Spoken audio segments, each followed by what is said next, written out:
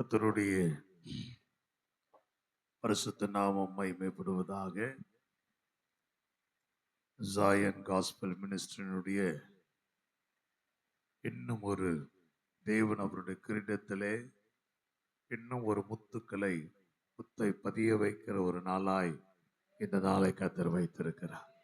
அல்லேலூயா. இந்த ஊழியத்தினுடைய ஆரம்ப நாட்களை நான் அறிந்திருக்கிறேன். அன்பு போதகர் பாஸ்டர் ஆபிரகாம் அவருடைய தகப்பனாரும் தாயாரும் ஆரம்ப நாட்களிலே ஒரு சிறிய ஜெபமாய் இவர்கள் ஆரம்பித்து அநேக பிசாசு பிடித்த கட்டப்பட்டவர்களுக்கு விடுதலை கொடுத்து அநேகருடைய வாழ்க்கையில தீர்க்க தரிசனங்களை அறிவித்து ஒரு சின்ன வித்தை போல ஆரம்பிக்கப்பட்ட ஊழியம் இன்றைக்கு கர்த்தருடைய கிருபையினாலே ஒரு ஆலமரத்தை போல அது வளர்ந்து அது பெருகி பல ஆயிரங்களை கர்த்தர் ஆசீர்வாதமாய் வைத்திருக்கிறார். அல்லேலூயா. ஊழியர்களை சபை வளர்ச்சிங்கிறது வேறு, அது ஒரு அனுபவம். அநேக சபைகள் பார்த்தால் ஆயிரங்களில் வளரும். ஆனால் சில சபைகள் பார்த்தால் சபைகள் சிறிதாக இருக்கும், ஆனால் அதில் வருகிற அத்தனை பேருமே ஊழியர்களாய் உருவாகி போவார்கள். ஆமென். அவர்கள் புறப்பட்டு போய் அவர்கள் ஊழியர்களை ஸ்தாபித்து அங்கே ஜனங்கள் நூற்றுக்கணக்கிலே பெருகி அப்படிப்பட்ட ஒரு நல்ல அழைப்பை பெற்று சுவாசிகளை ஊழியர்களாய் உருவாக்கி, அதுதான் ஒரு சபைக்கு ஒரு விசுவாசி அதிகபட்சம் 10 வருஷம் விசுவாசியா இருக்கலாம் இல்லையா? இதுதானே எவ்வளவு நேரம்? அதிகபட்சம் ஒரு விசுவாசி சபைக்கு வந்தா 10 வருஷம் ஒரு விசுவாசியா இருக்கலாம். 10 வருஷத்துக்கு பிறகு அவங்களை சர்ச்சுக்குள்ள வச்சிருந்தா ஏதாவது பிரச்சனை பண்ணினே இருப்பான். அந்த அர்த்தம் தூக்கி வெளியில அனுப்பிடணும். புரியுதுங்களா? ஊழியர்கள் விசுவாசிகளே இல்லையா அப்படியே மடியில போட்டு தாளாட்டி வச்சுருக்கிறதுனால தான் பிரச்சனையா வருது இல்லையா? கரெக்டாக 10 வருஷம் முடிஞ்சு 10 வருஷம் ஆயிடுச்சா, அதுதான் 10th எக்ஸாம் முடிஞ்சிச்சு போ பொறுப்பட்டு ஏதோ பிரசவம் பண்ண தெரியுதோ இல்லையோ ஏதாவது ஒன்று கற்றுக் கொடுத்து அனுப்பி வையுங்க. கர்த்தர் உருவாக்குவா. அப்படிப்பட்ட விசுவாசிகளாய் வருகிறவர்களை ஊழியராய் உருவாக்குகிற ஒரு பெரிய திருச்சபை தான் இந்த ஜாயன் காஸ்பல் மினிஸ்ட்ரி. கையை தட்ட வேணாமா?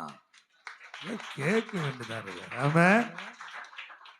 அதனால இங்கேயும் இல்லையா அதே பேட்டர்னை தான் பாஸ்டர் ஜோன்ஸும் இங்கே சபையின் போதகராக இருக்க போகிற தமிழ்ச்செல்வனும் மற்றும் இங்கே இருக்கிறாங்க எல்லா ஊழியர்களும் அதே பேட்டர்னை நாங்கள் பின்பற்றினோம் என்றால் இந்தியா சீக்கிரம் ரட்சிக்கப்பட்டுரும். ஆமென். இன்னும் ஊழியர் பிரச்சனை நாங்க தான், நீங்க எல்லாம் பிரச்சனை இல்லை. பிரச்சனை யாரு தான்? நாங்க தான். நாங்க இன்னும் உங்களை ஒரு நாள் இல்லையா ஒரு ஒரு ஒரு மனிதன் மிலிட்ரிக்கு போனான். மிலிட்ரி போகிறதுக்கு முன்னாடி அவன் திருமணம் ஆயிடுச்சு. திருமணமாகி ஒரு 4 மாசத்துல மிலிட்ரி போயிட்டான். மிலிட்ரிக்கு போன பிறகு அவனுக்கு ஒரு செய்தி, இந்த பெண் கன்சீவ்ட் ஆயிடுச்சு இல்லையா? கன்சீவ்ட் ஆகி புருஷனுக்கு கடிதம் என்னங்க, நான் கர்ப்பமா இருக்கிறேன். உனக்கு ஒரே சந்தோஷம் இல்லை. அப்போத்துல அந்த அம்மா நான் கர்ப்பமாக இருக்கிற தெரிஞ்சதுலேருந்து டெய்லி மாசம் கடிதம் எழுதி, தண்ணி இது உனக்குரிய பணம், நல்ல பால் வாங்கி குடி ஏன்னு சொல்லி. இந்த அம்மா புருஷன் சொல் தட்டாத உங்களை போலதான், புருஷன் சொல் தட்டாத நல்ல உத்தமமான மனைவி. எங்க வீட்டுக்காரர் என்ன வாங்கி கொடு சொன்னாரு? பால். குழந்தை பிறந்துச்சு. குழந்தை பிறந்த பிறகு இவனுக்கு ஒரே சந்தோஷம். என்ன குழந்தை? பையன். டெய்லி பையனுக்குன்னு தனி பணம், இது பையனுக்காக டெய்லி அவனுக்கு என்ன வாங்கி கொடு? பால் வாங்கி கொடு. இந்தம்மா டெய்லி பால் தான், பையனுக்கு என்னதான் டெய்லி பால். எனக்கு வீட்டுக்காரர் சொல்லிட்டாரு. சரி, நாட்கள் ஆயிடுச்சு. இந்த மனிதன் தாமதம் ஆயிட்டு கிட்டத்தட்ட 8 வருஷம் கழிச்சு தான் இந்த மனிதன் வரான். மிகுந்த எக்ஸ்பெக்ட், மிகுந்த எதிர்பார்ப்போடு கூட. ஏன்னா 8 வயசு பையன் அப்படியே கற்பனை மிதந்துனே வராரு.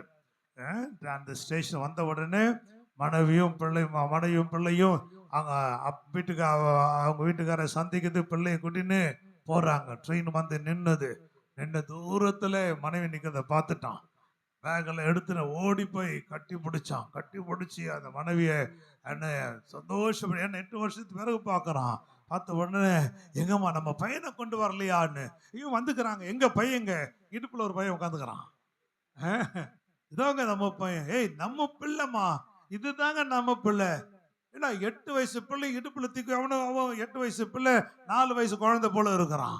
8 வயசு பிள்ளைய நீ 4 வயசு குழந்தை போய் நம்ம பிள்ளை தாங்க இது. உனக்கு ஒரே மனசு கஷ்டமாச்சு. ஏன்னா 8 வயசு பையன் நல்லா வளர்ந்து 3வது வகுப்பு இல்லையா, 3ஆம் வகுப்பு படுகிற பையனா இருக்கணும், ஓடி ஆடுற பையனா இருக்கணும். பார்த்தா இது அம்மா மடியில உட்கார்ந்து இருக்குது இந்த பிள்ளை. உடனே அப்புறம் அடுத்த நாள் டாக்டர்கிட்ட கூடி போனான். டாக்டர்கிட்ட கொண்டு போயிட்டு என்ன ஏதுன்னு விசாரிச்சா, இந்த பையனுக்கு கடினமாக ஆகாரமே கொடுக்கல. ஏன்னா அவங்க அப்பா என்ன சொல்லிக்கிறாரு? பாலு கொடு, பாலு கொடு, பாலு கொடு. நிறைய பாஸ்டர் விசுவாசிகளுக்கு பாலு கொடு, பாலு கொடு, பாலு கொடுத்தே மடியில உட்கார வச்சுருக்கிறாங்க இல்லையா? இன்னைக்கு அதெல்லாம் புறப்பட்டு போய் இல்லையா, ஊழியக்காரை உருவாக்கணும். இன்னும் பாலை கொடுத்துனே இருந்தா நிறைய விசுவாசிங்கிற பொசிஷன் எங்கன்னா பாஸ்டருடைய மடியில தான் உட்காந்து. சரி, நீங்களும் அப்படி இல்லை. அதனால பாஸ்டர் ஆபிரகாம் பாஸ்டர் கிட்ட இருந்து நம்ம கத்துக்க வேண்டிய பாடம் இல்லையா, அவர் பாலை கொடுத்து வளர்க்காம நல்ல ஆகாரத்தை கொடுத்து 10 வருஷத்துக்கு கூட ஆவல அதுக்குள்ளே எல்லாம் என்ன பண்ணிடுறாரு? அனுப்பிடுறாரு. அப்படியா எல்லா ஊழியர்களும் அவங்கவுங்க விசுவாசிகளை ஒரு குறிக்கப்பட்ட காலம் வந்த பிறகு ஏதாவது ஒன்று கற்று கொடுத்து நீ போய் ஏதாவது ஒன்று பிரசங்கம் பண்ணு, கர்த்தர் என்ன செய்வார்? ரட்சிப்பார். ஆமே. கொஞ்சம் பேரை கொண்டாலும் அநேக பேரை கொண்டாலும் ரட்சிக்கிறதுக்கு அவருக்கு என்ன இல்லை, தடை இல்லை. அதனால இங்க உட்கார்ந்துக்க ஒருவேளை பாஸ்டர் அம்மாக்கள் இல்லாமல் விசுவாசி இங்க உட்கார்ந்துங்கன்னா உங்களுக்கெல்லாம் இந்த சபையில எவ்வளவு நாள் தான் இருக்கணும்? கர்த்தர் வரைய பிந்து பண்ணா என்ன யோசிக்கிறீங்க? அதிகபட்சம் 10 வருஷம் தான் இருக்கணும். அப்புறம் போயினே இருக்கணும். இன்னும் இங்க உட்கார்ந்து முட்டு குத்துன்னு புதுசு ஆள் வரத்துக்கு இடம் கொடுக்காம இருக்கக்கூடாது. ஆமென். பாருங்க, ஆமென் சொல்லிட்டு பாருங்க. ஹல்லேலூயா. இதெல்லாம் ஒரு கணக்கு தான். ஆமென். கர்த்தர் நல்லவர். ஓகே, நேரம் பசி வந்தால் 10 பறந்து போகும்னு சொல்லுவாங்க. பாஸ்டர் ஆபிரகாம் பாஸ்டர் எல்லாத்தையும் ரொம்ப டைமுக்கு முடிப்பார். அவர்கிட்ட கற்றுக்கொள்ள ரொம்ப பங்க்சுவாலிட்டி. 10 மணினா 10 மணி, 1 மணினா 1 மணி. அப்படிப்பட்ட ஊழியருடைய சபையா பிரதிஷ்டை ஆராதனையில நான் நேரத்தை அதிகமாக எடுத்துக்கொள்ளாதபடிக்கு ஒரே ஒரு வசனத்தை உங்கள் முன்பாக நான் வைக்க வேண்டும் என்று விரும்புகிறேன். யோவான் சுவிசேஷத்தினுடைய 10ஆம் அதிகாரம் 22, 23 வசனங்களை உங்கள் முன்பாக நான் வைக்க விரும்புகிறேன். யோவான் சுவிசேஷம் அதனுடைய 10ஆம் அதிகாரம் 22, 23 வசனங்கள். பின்பு எருசலேமிலே தேவ ஆலய பிரதிஷ்டை பண்டிகை வந்தது.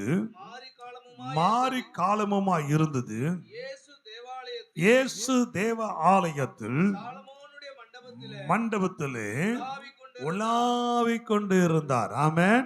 கர்த்தர் இந்த நல்ல நாளிலே இந்த ஜாயன் காஸ்பல் மினிஸ்ட்ரி இதை ஆரம்பிக்கும் போது கர்த்தர் சொன்னார், கர்த்தர் சீயோனை என்ன செய்தார்? தெரிந்து கொண்டு அது தமக்கு வாசஸ்தலமா இருக்கும் என்ன செய்தார்? விரும்பினார். கர்த்தருக்கு ஸ்தோத்திரம். இந்த திருச்சபையும் இல்லையா சீயோனா இருக்கிறது. ஆமென். சீயோன் மகாராஜாவின் நகரம். அது கர்த்தர் வாசம் பண்ணுகிற இடம். அது கர்த்தருடைய சிங்காசனம் வைக்கப்பட்டுகிற இடம். இந்த சீயோனும் அந்த சீயோனை போலவே கர்த்தர் ஆக்குவாராக. ஆமென் சொல்லினே இருக்கணும். ஹல்லேலூயா. ஓகே, இந்த இடத்துல வசனம் சொல்லுகிறது, இயேசு அந்த பின்பு எருசலேமிலே தேவ ஆலய பிரதிஷ்டையின் பண்டிகை வந்தது. தேவ ஆலய பிரதிஷ்டையை இட் இஸ் a celebration. அது ஒரு கொண்டாட்டமாக, அது ஒரு பண்டிகையாக அந்த 2000 வருடத்துக்கு முன்பாகவே அவர்கள் செலிப்ரேட் பண்ணினதை பார்க்க முடியும்.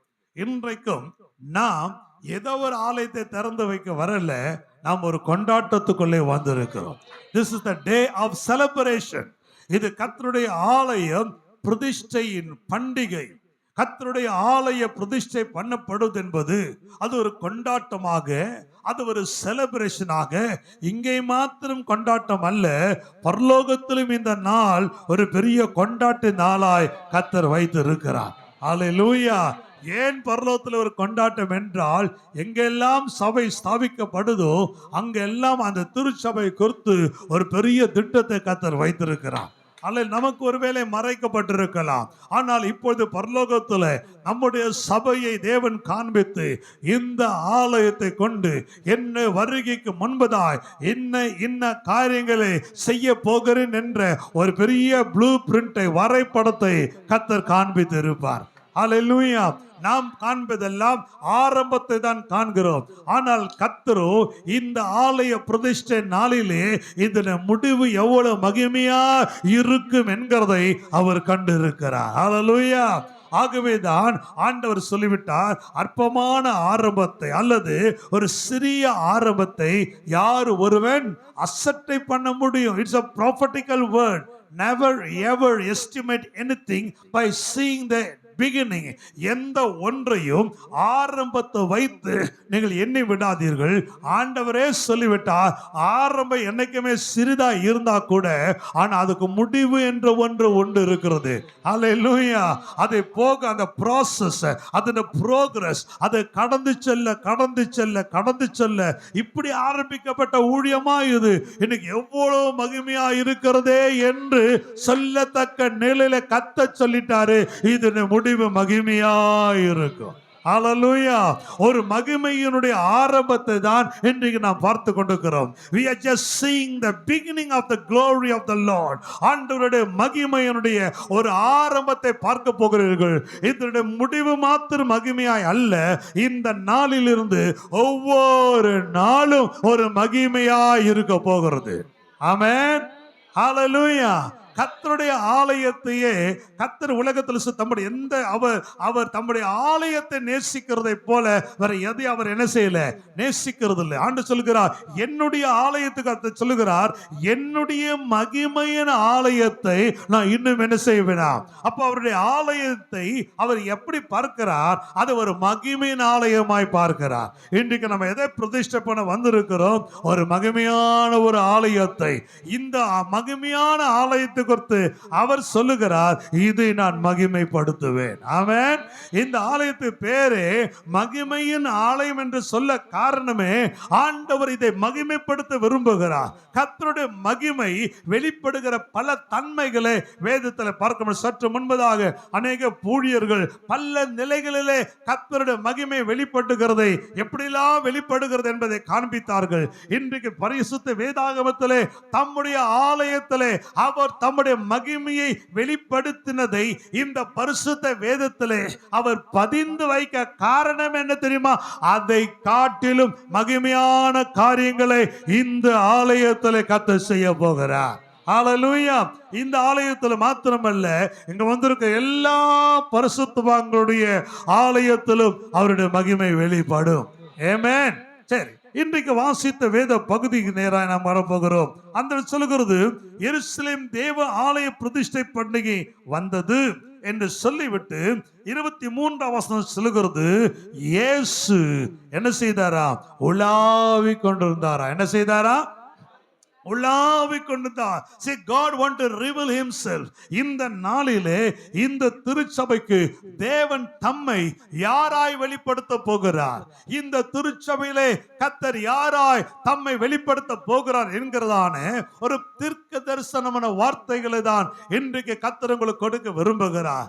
இந்த ஆலய பிரதிஷ்டை பண்டிகை நாளிலே அவர் யாராய் தம்மை வெளிப்படுத்த விரும்புகிறாராம்? உலாவுகிற தேவனாய். ஆமென். நீங்கள் வேதத்தில் வாசிக்கும் போது வெளிப்படுத்தல் விசேஷத்தினுடைய 2ஆம் அதிகாரத்தின் முதல் வசனத்திலும் 1ஆம் அதிகாரத்தினுடைய கடைசி வசனத்திலும் பார்க்கும் போது என்ன சொல்லப்பட்டிருக்கிறது?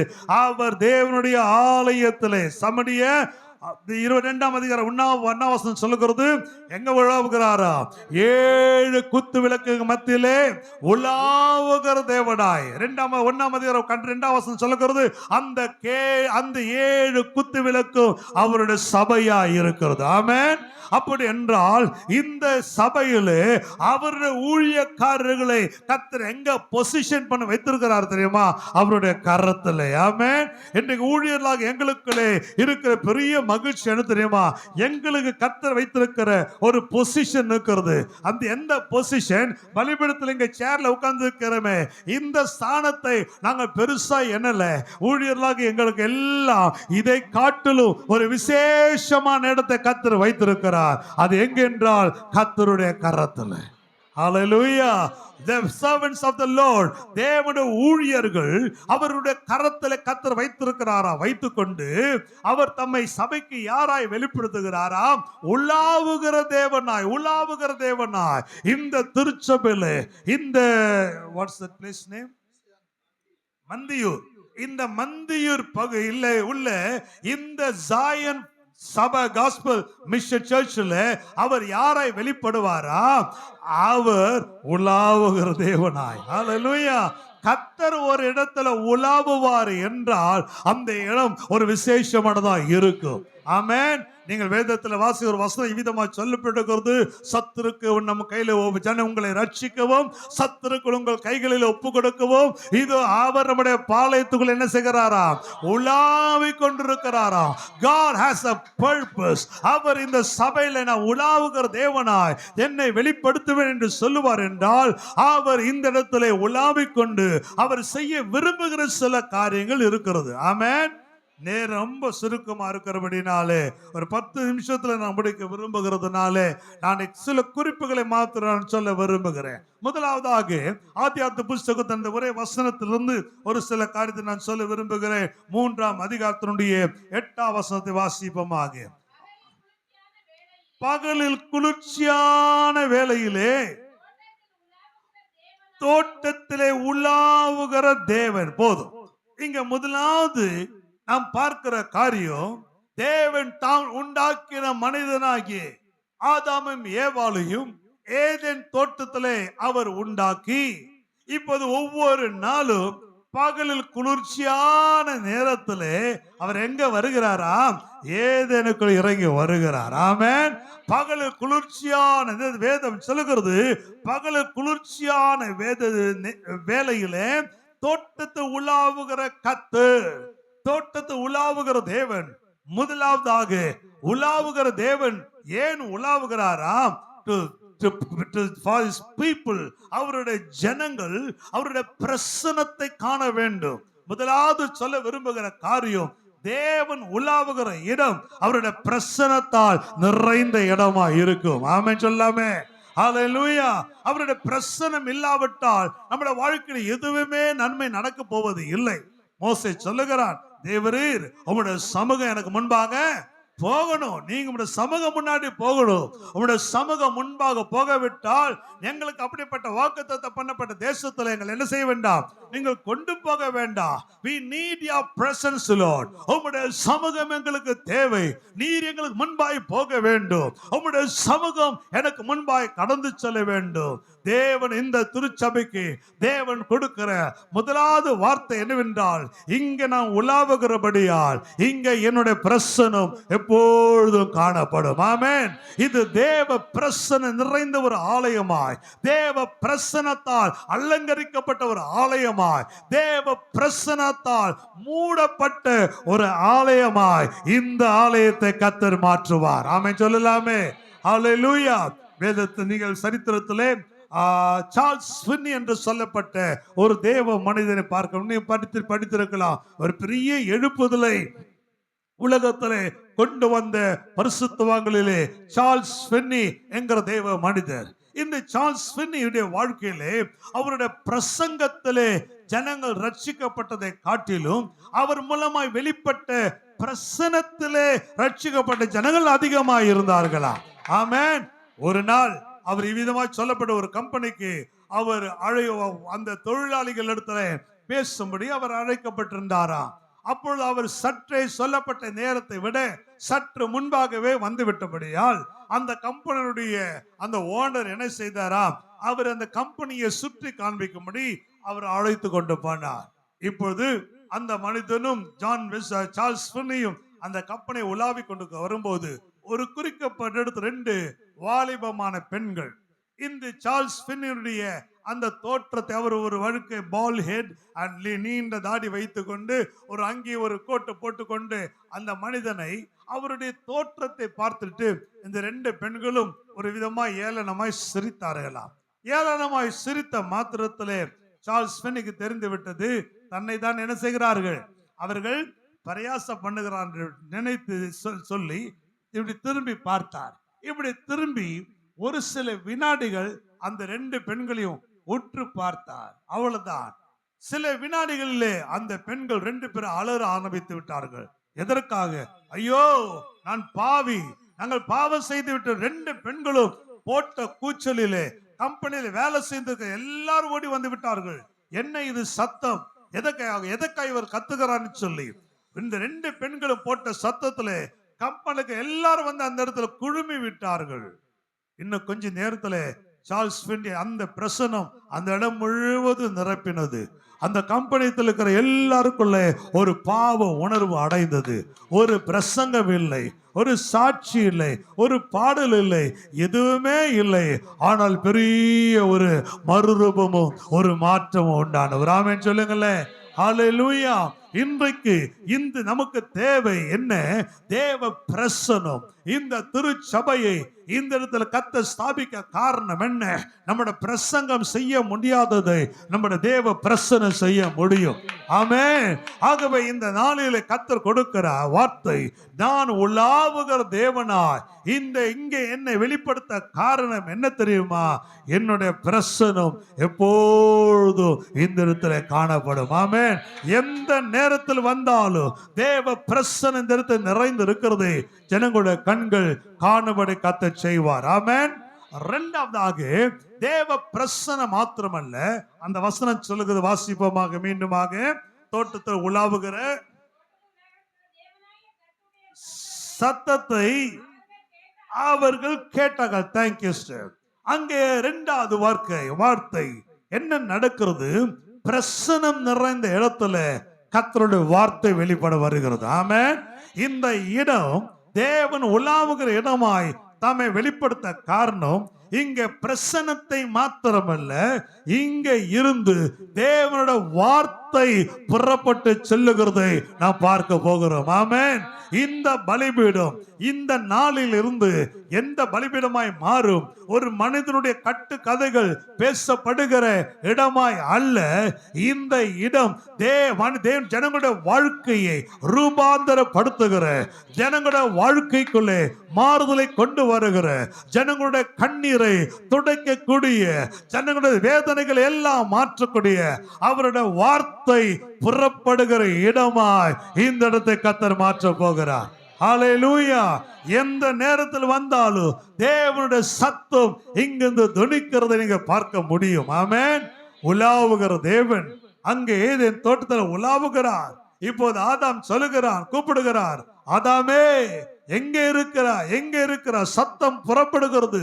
ஆதாம் சொல்லுகிறான், தோட்டத்தை உலாவுகிற தேவனுடைய சத்தத்தை கேட்டு நான் என்ன செய்தேன்? பயந்து என்னை ஒளித்து கொண்டேன். என் அன்பு தேவ பிள்ளைகளே, இரண்டாவதாக இந்த திருச்சபை எதற்கு அடையாளம் இருக்க போகிறது? இந்த இடத்திலிருந்து கர்த்தருடைய வார்த்தை புறப்படுகிறதா இருக்கும். ஆமென். நம்முடைய எந்த பிரஸ்தாபத்தை பார்க்கலும் நம்முடைய வார்த்தையை மகிமைப்படுத்துகிறவர் நம்முடைய தேவன். இங்கே அவருடைய வார்த்தை புறப்பட்டு செல்லும். வேதம் சொல்லுகிறது, என் வசனத்தை அனுப்பி அவளை நான் குணமாக்குவேன். ஆமென். இங்க அவருடைய வார்த்தை புறப்பட்டு செல்லும். கண்ணீரோடு வருகிற ஜனங்களுடைய கண்ணீர் துடைக்கும்படியாய் அவருடைய வார்த்தை புறப்பட்டு செல்லும். இருதல காயமடைந்த ஜனங்களை ஆறுதல் படுத்தும்படி கர்த்தருடைய வார்த்தை புறப்பட்டு செல்லும். ஜனங்களுடைய வாழ்க்கையை மறுரூபப்படுத்தும்படி இந்த இடத்திலிருந்து அவருடைய வார்த்தை புறப்பட்டு செல்லும். ஒரு ஆமென் சொல்லலாமே. ஹல்லேலூயா. இந்த இடம் தேவனுடைய வார்த்தை வெளிப்படுகிற இடமாய் கர்த்தர் மாற்றுவார். மூன்றாவதாக என்ன சொல்லப்படுகிறது? வாசிப்பமாக அதே வேத பகுதியை.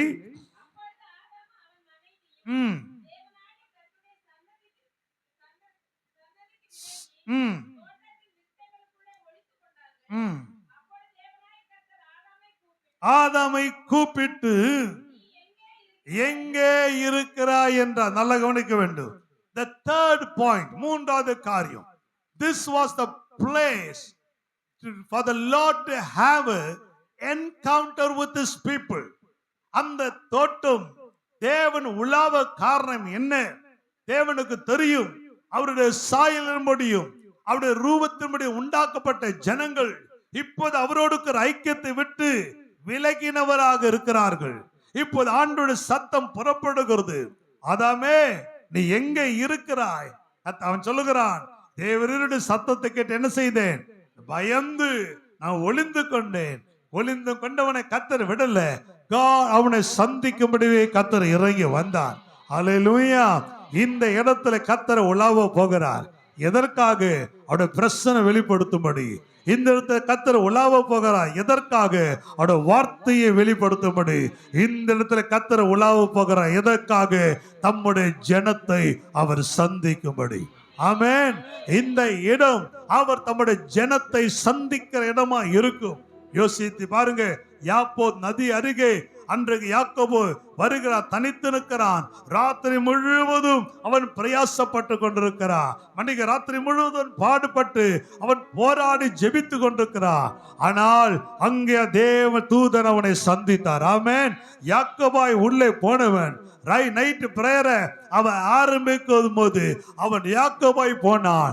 ஆனால் பொழுது விடிந்து போதோ அவன் இஸ்ரவேலனாய் மாறினான். ஒரு ஆமென் சொல்லலாமே. ஹல்லேலூயா. தமஸ்கு வீதியிலே சவுல், அவன் சவுலாய் குதிரையில போய் கொண்டிருந்தான். இதோ சூரியனுடைய வெளிச்சத்திற்கும் அதிகமான ஒளி அவனை சந்தித்த போது அந்த சவுல் ஒரு பவுலாய் மாறினதை நாம் பார்க்கிறோம். நான் சொல்லுகிறேன், இயேசுவின் நாமத்திலே இந்த இடம் தேவன் தம்முடைய ஜனங்களை சந்திக்கிற இடமாய் கர்த்தர் மாற்றுவார். ஆமென். This is the place where people going to have an encounter with the Lord. ஆண்டவர் சந்திக்கிற இடமாய். ஆமென். தன் வாழ்க்கையிலே எல்லாவற்றையும் இழந்தவளாய் வந்தாள் ரூத். ஒரு நம்பிக்கையும் இல்லை. இருண்டு போன ஒரு வாழ்க்கை, கணவனை இழந்த ஒரு வாழ்க்கை, தன் மாமனாரை இழந்த வாழ்க்கை, சொந்த ஜனத்தை இழந்த ஒரு வாழ்க்கை, வயதான ஒரு மாமியாரோடு கூட அவள் புறப்பட்ட பெத்லகேமுக்கு வருகிறாள். யோசித்து பாருங்க. எல்லாவற்றையும் இழந்து வந்த அவளை சந்திக்கிறதுக்காகவே ஒரு போவாஸ் அங்க வந்திருந்தான். நான் சொல்றேன், அநேக ரூத்துகள் இங்க வருவாங்க, அநேக நகோமிகள் இங்க வருவாங்க, அநேக வாழ்க்கையிலே கண்டு உடைந்து போன உள்ளத்தோடு இருக்கிற அநேக கைவிடப்பட்டவர்கள் இந்த இடத்துல கர்த்தர் கொண்டு வருவார். இங்க வருகிறவர்கள் அவர் சந்திப்பார். இங்க வருகிறவர் அவரால் சந்திக்கப்படும். ஆமென். இது கர்த்தர் சந்திக்கிற ஒரு இடமாய் இந்த இடத்தை கர்த்தர் மாற்றிருக்கிறார். ஆமென். எல்லாவற்றுக்கும் மேல கடைசியாய் ஆண்டவர் சொல்றாரு, ஆதாமே எங்கே இருக்கிற? எங்க இருக்கிற? Where are you? எங்கே இருக்கிறாய்? ஒளிந்து கொண்டிருக்கிறேன் சொல்றான். ஒளிந்து கொண்டிருக்கிறேன். இயேசுவின் நாமத்திலே சொல்றேன். இந்த இடத்துல அவருடைய சாயலின்படி அவருடைய ரூபத்திலும் உண்டாக்கப்பட்ட எத்தனையோ ஜனங்கள் பாவத்திலும் அக்கிரமத்திலும் மரித்தவர்களாக, பாவம் என்கிற ஒன்றிலே வலு சர்ப்பத்தின் வாயில் அகப்பட்டவர்களாக இந்த பகுதியில் நிறைய பேர் தங்களை ஒளித்து கொண்டிருக்கிறாங்க. ஒளித்து கொண்டிருக்கிற ஆதாமுகள் எல்லாம் கர்த்தர் வெளிப்படப்படுகிற நாட்களுக்கு வந்திருக்கிறது. அல்லேலூயா. எனக்கு என்ன போட்டு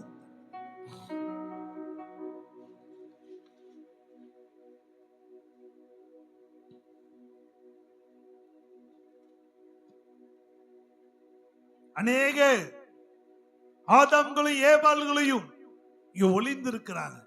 அவங்கள யார்? அவருடைய சாயலின்படியும் அவருடைய ரூபத்தின்படி உண்டாக்கப்பட்டவர்கள்.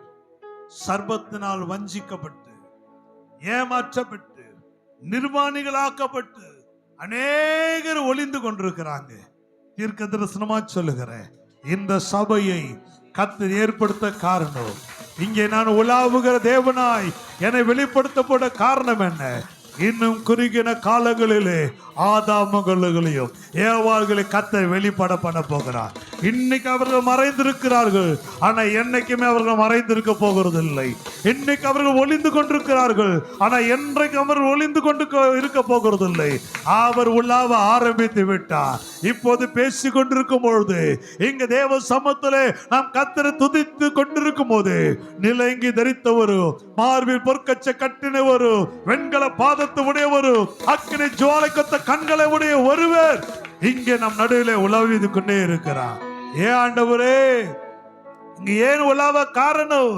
என் ஜனங்களை சந்திக்க வேண்டும், இங்க ஏன் நீங்க உலாவுகிறீர்கள்? என் பிரசன்னத்தால் நிறத்தை நிரப்ப வேண்டும். நீர் ஏன் நீங்க உலாவிக் கொண்டிருக்கிறீர்கள்?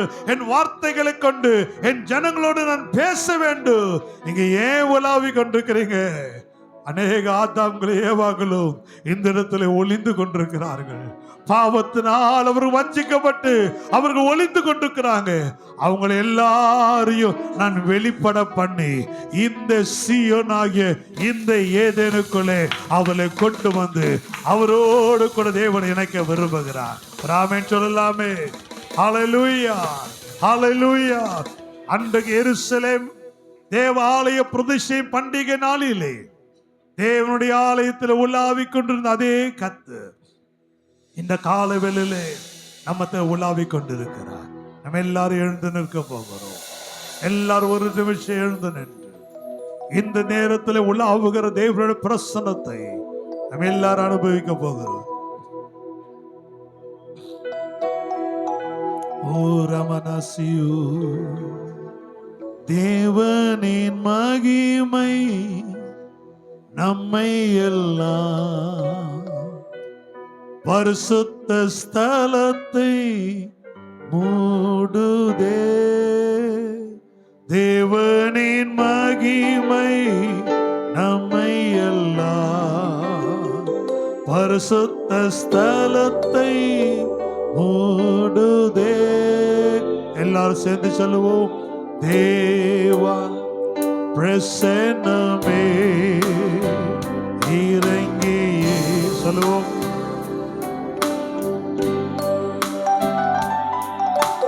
தேவா பிரசன்னமே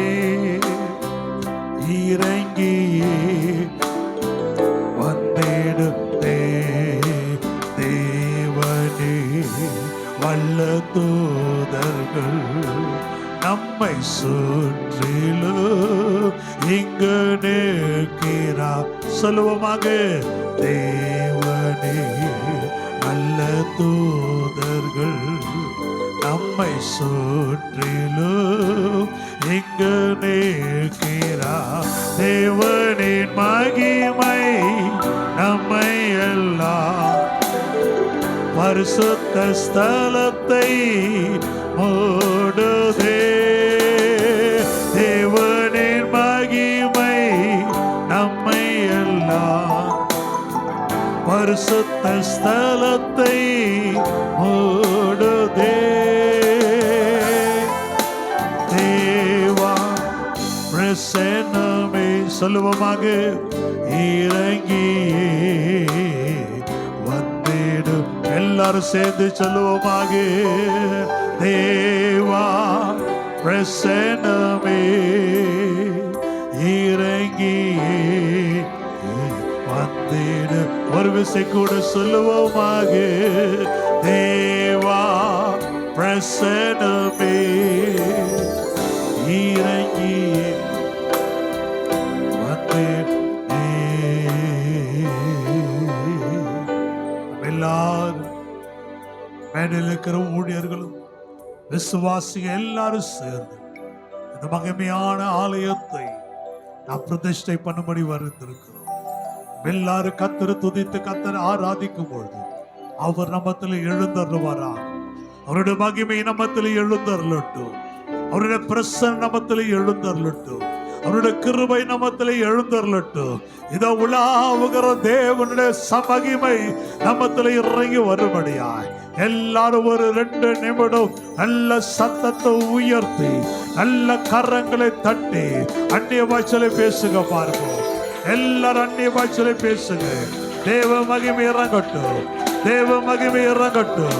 தேவ மகிமை இறங்கட்டும். எல்லாரும் எல்லா சத்தத்தை உயர்த்தி ஓ நம நம சியந்தனியா நல்ல சத்தத்தை உயர்த்துவோம்.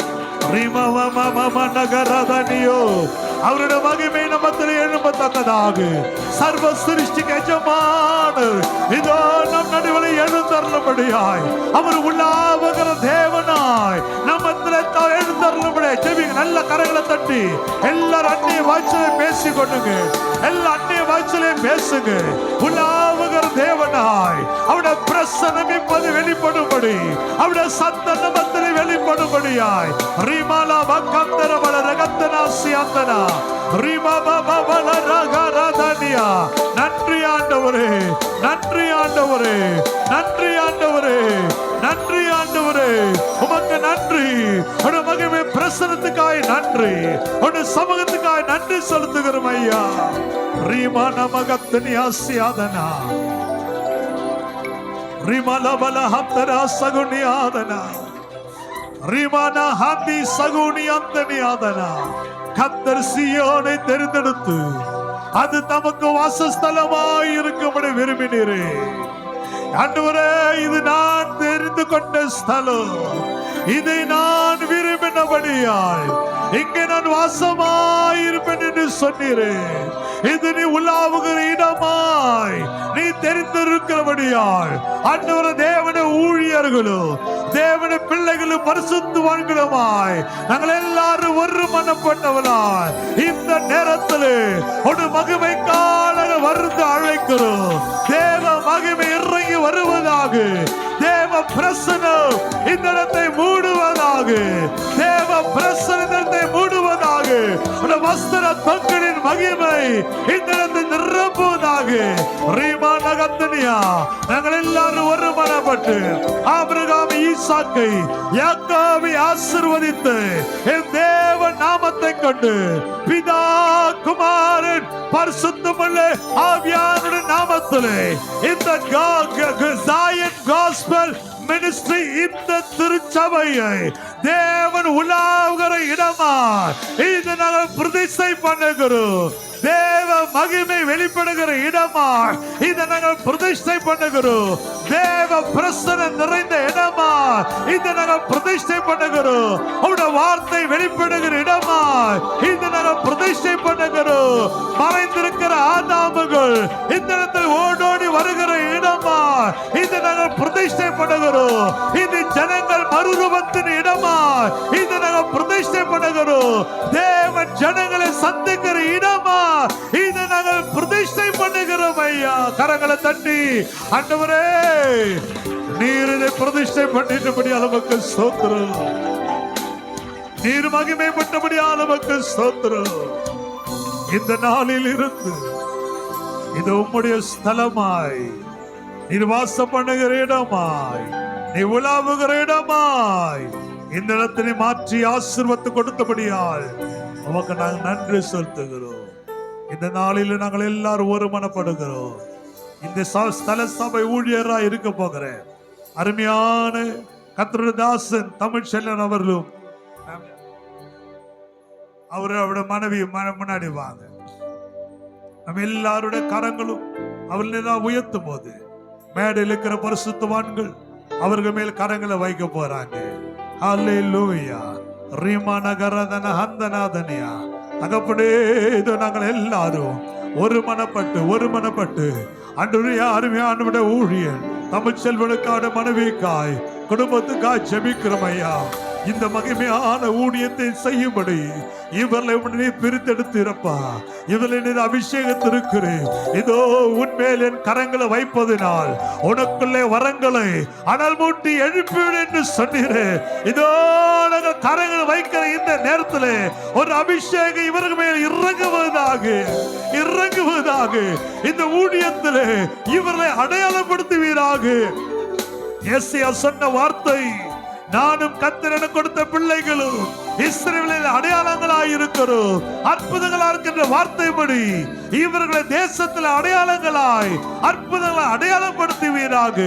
ஆண்டவரே, இந்த இடத்துல வருகிற ஜனங்களை சுமந்து செல்கிற ஒரு தகப்பனாய், ஜனங்களுக்காய் மருந்துவிக்கிற ஒரு மெய்ப்பனாய், ஜனங்களுக்காய் திறப்பலை நின்று கண்ணீர் விட்டு ஜெபிக்கிற ஒரு ஊழியனாய் உன் மகனை நாங்கள் ஆசீர்வதிக்கிறோம்.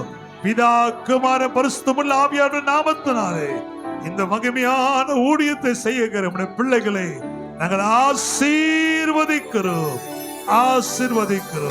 இயேசுவின் நாமத்தில் பிதா. ஆமென்.